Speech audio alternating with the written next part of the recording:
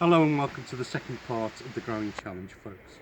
And today we're looking at pruning hydrangeas, particularly mophead and lace cap hydrangeas, which are the types that most people have in their garden today.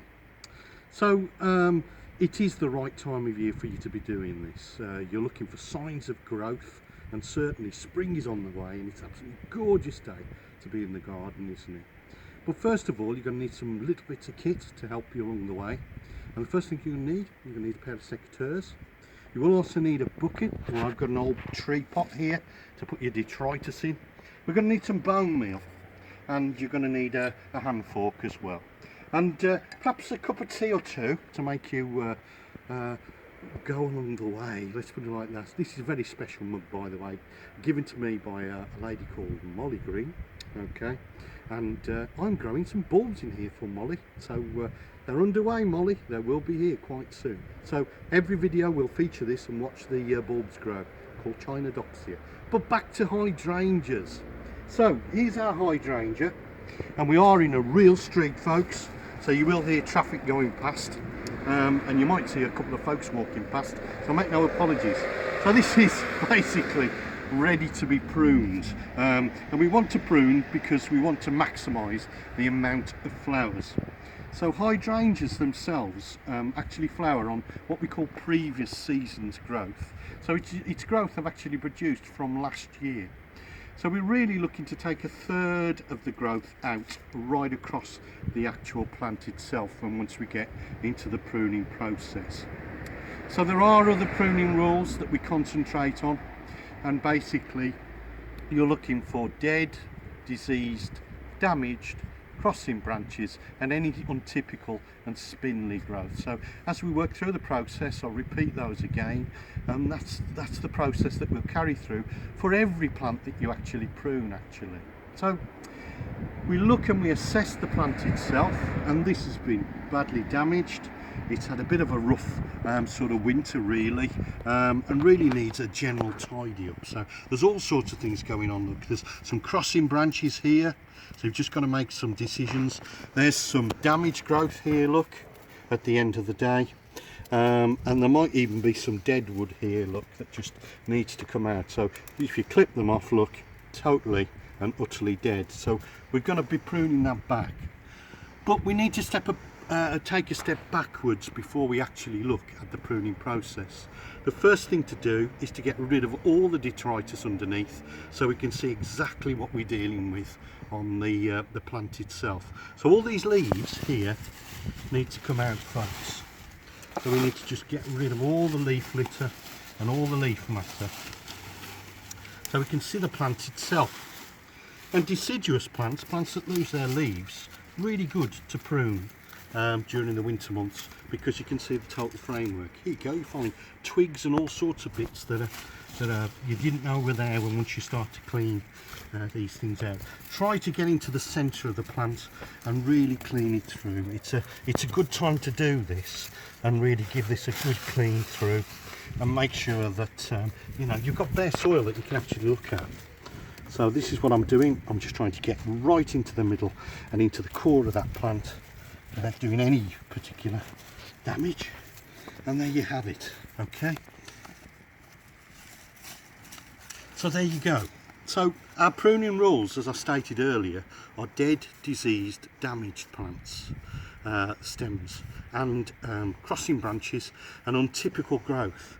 And we're really looking to try and form a shape that is like a wine glass. I'm sure you know what a wine glass is like. It's like that, okay, and a really open shape that lets air flow through it, and that will basically help you with regards to fungal diseases and things like that. So if you've got a really open plant, a goblet shape or a wine glass, that basically will help you with fungal disease, because fungal disease loves congestion. So if it's nice and open, then this particular plant will not suffer from fungal diseases. It's as simple as that. So get my secateurs out, and first of all we noticed, didn't we, that there's some damaged growth here. So we're looking for buds and growth points to take them down to. There's a pair of buds here. Can you see those, folks? They are actually alive. Look, there they are. So because they're oppositely budded, we're just going to make a straight cut across. Okay, And that's job done. So that's removed that damaged growth at the end of the day. Now this whole stem actually is a little bit sort of doesn't look very good, does it? I mean, it is basically dead. So we're going to remove that at the base. So we're going to go right in and remove that, and straight away removing that stem starts to open up this particular plant. Okay, so as we work through, this is what we're going to do. We're going to look for dead, diseased, damaged. There's a crossing branch here, look folks. So we need to make a choice between this branch and this branch, and actually I'm going to take the weaker stem out and go right the way down to this bottom set of buds here and basically give that a prune through. Okay, so we work across, and I'll start from here, and effectively you're looking to move down to a really good pair of growing buds. So that's what you're looking for. You're looking for growth and to move down.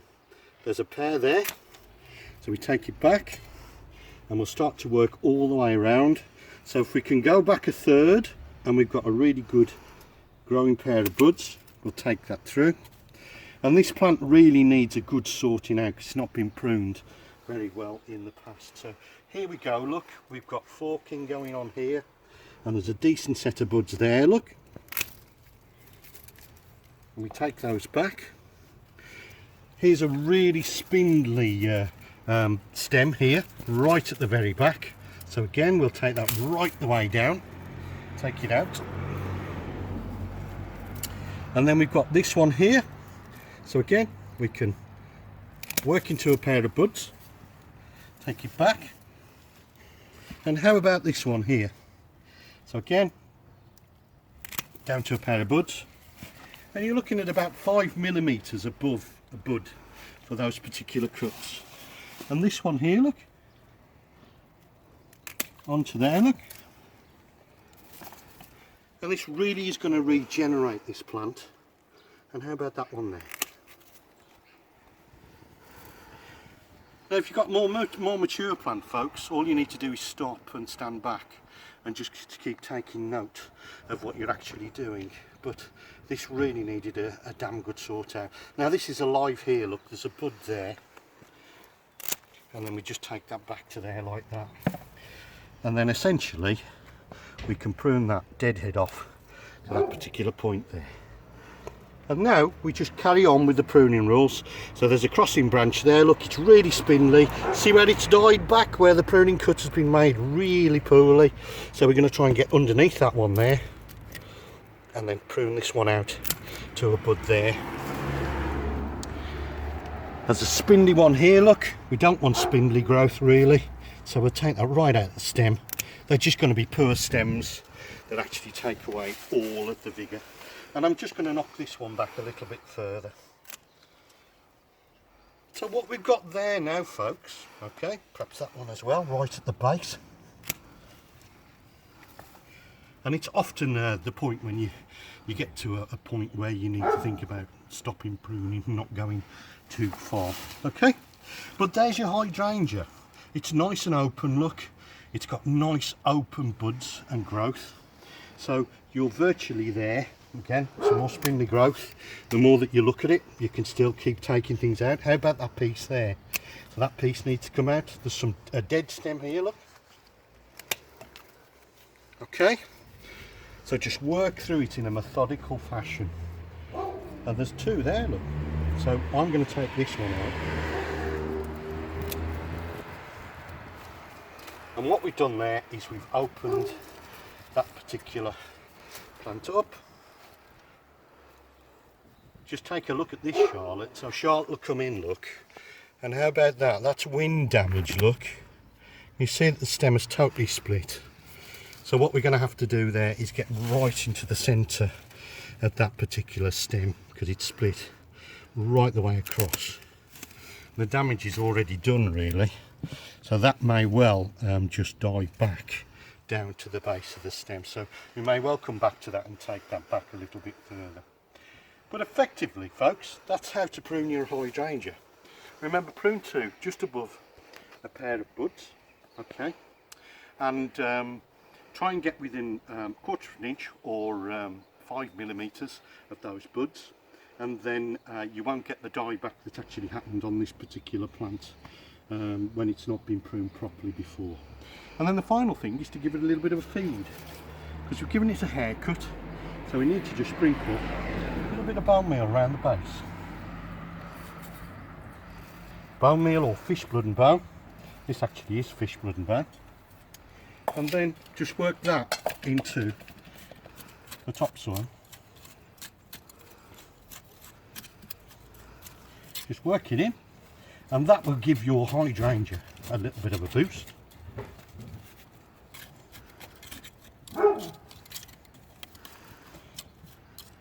And Bear wants some attention. That's our dog Bear. And there you go. It's as simple as that. That's how to prune your mophead and your lace cap hydrangeas at this particular time of year. Okay, and just go out there and have a go. Okay, it's quite simple. Just follow pruning rules: dead, disease, damage, crossing branches, untypical growth. Try and take the growth down by around about a third. Sometimes like this you need to go a little bit further because it just needs to be rejuvenated and regenerated. Produce that goblet shape, and you've got it actually absolutely cracked. So thank you for watching. Okay, hope the video is informative for you. Hope it gives you the incentive to go out there and prune your hydrangea.